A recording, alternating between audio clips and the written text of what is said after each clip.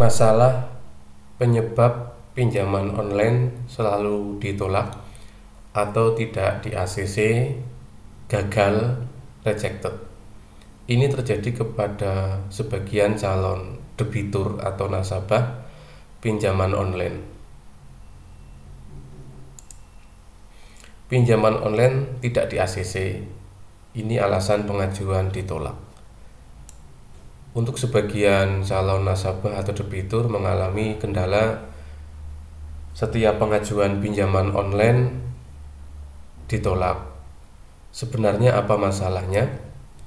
Oke, admin akan mengulas lebih dalam di sini penyebab pengajuan pinjaman online gagal atau rejected. Tahun ini, secara umum aplikasi fintech pinjaman online tanpa jaminan, rata-rata pinjaman online tanpa jaminan ya, tanpa agunan, cukup dengan syarat KTP bisa ajukan pinjaman. Itu iklannya seperti itu. Sangat mudah, 5 menit, 1 menit cair. Apa iya? Tapi di lapangan kenyataannya berbeda. Semua harus sesuai SOP. Karena saat ini pinjaman atau perusahaan yang memberikan jasa pinjaman online yang diawasi atau berizin OJK memiliki syarat cukup ketat untuk pencairan dana kepada calon debitur atau peminjam dana. Kenapa bisa diperketat? Karena memang diawasi oleh OJK. Selain itu mengantisipasi gagal bayar atau kredit macet ya. Jadi gagal bayar debitur atau kredit macet menjadi masalah utama perusahaan fintech pinjaman online saat ini. Sehingga untuk pengajuan memang sedikit sulit, kecuali aplikasi pinjol atau pinjaman online yang ilegal. Itu berbeda dengan yang akan kita bahas. Oke, setidaknya ada 5 atau 7 nanti ya, ada 2 bonus. 5 penyebab utama kenapa pengajuan nasabah atau debitur pinjaman online ditolak tidak di ACC. Yang pertama adalah data debitur tidak valid. Ini khusus verifikasi verifikasi dokumen kelengkapan harus benar-benar disediakan seperti KTP, foto, data pekerjaan dan lain-lain. Ini alasan umum ya kenapa ditolak, karena nasabah tidak memenuhi persyaratan yang dibutuhkan. Setiap platform aplikasi nanti banyak sekali ya memiliki syarat berbeda-beda, kayak umur berapa dan pendapatannya per bulan berapa, pekerjaannya apa. Itu menjadi salah satu kenapa pengajuan pinjaman online ditolak, karena tidak masuk dalam kriteria yang dibutuhkan oleh setiap aplikasi penyedia layanan pinjaman online. Itu karena tidak datanya kurang valid atau tidak lengkap. Selanjutnya adalah BI checking buruk, riwayat skor kredit atau BI checking buruk. Untuk saat ini namanya berubah ya, bukan BI checking lagi tapi Slick OJK. Slick OJK ini ya, aplikasinya ada iDebtku nanti bisa dicek di sini di website ojk.go.id. Riwayat kredit macet ini sangat mempengaruhi dalam aplikasi pengajuan kredit online atau pinjol ya. Nanti pihak lembaga keuangan atau pinjol akan mengecek riwayat kredit calon nasabah atau debitur sebelum semuanya di ACC. Akan diverifikasi. Apabila ada masalah dengan BI checking, otomatis gagal ya untuk pengajuannya gagal sebelum di ACC. Pastikan riwayat BI checking atau Slick OJK-nya baik. Itu seperti apa baik ya? Apabila teman-teman pernah meminjam uang di bank atau lembaga keuangan lainnya, selalu bayar tepat waktu, tidak ada kredit macet atau tunggakan, nanti otomatis skor kreditnya BI checking atau Slick OJK-nya baik. Itu mempengaruhi yang kedua ya, salah satu penyebab pengajuan kredit online atau pinjaman online ditolak. Yang ketiga adalah memiliki banyak pinjaman lainnya. Jadi nanti pihak perusahaan layanan pinjaman online memiliki mekanisme khusus untuk pengecekan setiap calon nasabah yang sudah masuk verifikasi. Ini menjadi verifikasi di akhir. Akan dicek ulang apakah memiliki pinjaman online lainnya. Apabila memiliki pinjaman online lainnya bahkan banyak dan ada indikasi macet, otomatis langsung ditolak. Seperti itu. Pastikan tidak memiliki pinjaman lainnya, baik itu online atau di perbankan.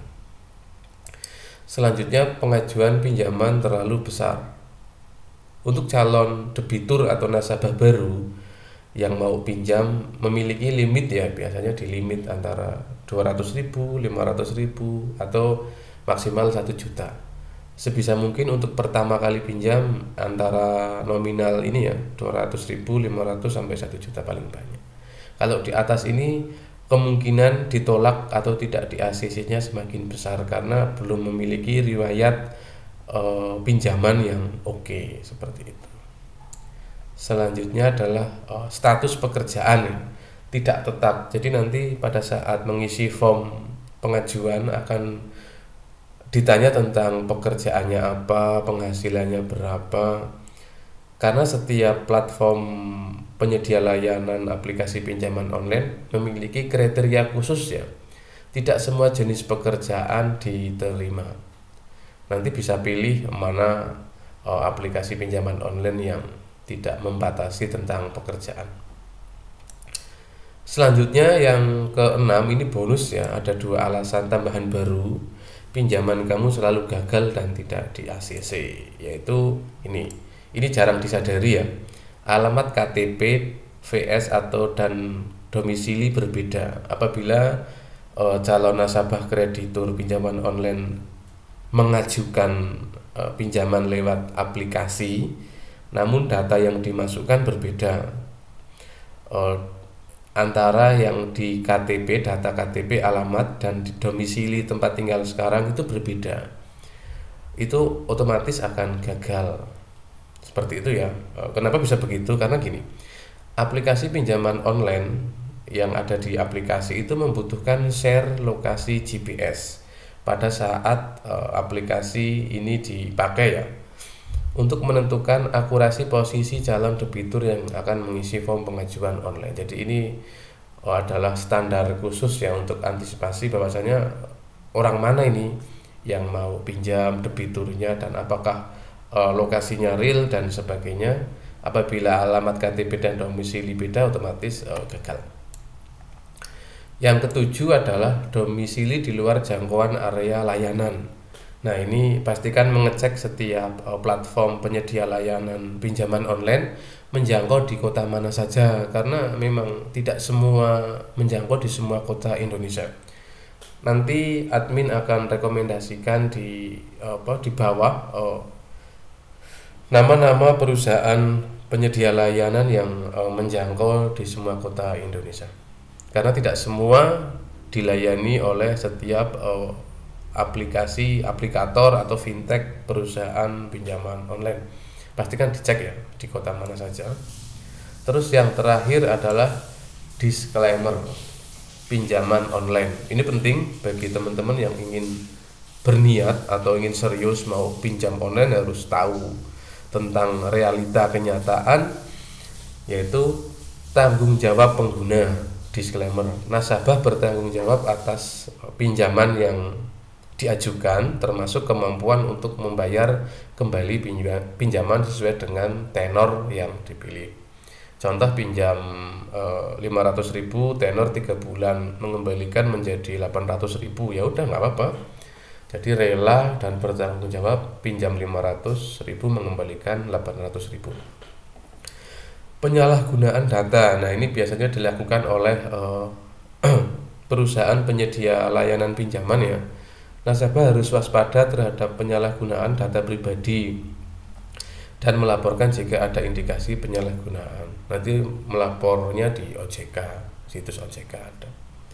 Ini sering sekali terjadi ya, penyalahgunaan data pribadi kayak menyebar foto, data-data diri dan lain-lain apabila ada masalah kredit macet. Terus selanjutnya ada bunga tinggi dan biaya lainnya. Pinjaman online otomatis tanpa agunan, tanpa jaminan. Jadi perusahaan akan membebankan bunga yang tinggi dan biaya lainnya. Nasabah harus memahami ya, bunga tinggi. Berapa bunganya? Antara 10 sampai 20% bahkan lebih per tahun. Bayangkan ini cukup tinggi. Tapi ya begitulah pinjaman tanpa agunan atau jaminan. Dan ini masih ya, biaya lainnya. Nah, ini yang tidak kita ketahui, setiap platform memiliki berbeda-beda terkait dengan pinjaman serta memastikan bahwa mereka mampu membayar sesuai dengan kemampuan. Jadi sudah bunganya tinggi plus ada biaya-biaya lainnya seperti itu. Yang terakhir adalah penagihan tidak ramah. Ini sudah menjadi rahasia umum bahwasanya setiap ada masalah kredit macet pinjaman online, debitur kredit macet atau nasabah akan mendapatkan sedikit intimidasi lewat telepon atau didatangi ke rumah oleh debt collector ya, yang siap menagih kapan saja apabila mengalami masalah kredit macet. Oke, itu mungkin ulasan yang bisa admin sampaikan tentang kenapa pinjaman online yang diajukan selalu gagal, tidak di ACC. Setidaknya ada 7 penyebab, yaitu karena domisili di luar jangkauan, alamat KTP dan domisili berbeda, pekerjaan tidak jelas, pengajuan pinjaman terlalu besar nominalnya, memiliki banyak pinjaman online lainnya, BI checking buruk, riwayat BI checking atau slik OJK. Yang pertama adalah data debitur tidak valid. Oke, semoga informasi tentang keuangan, pinjaman online atau pinjol bisa ada manfaat.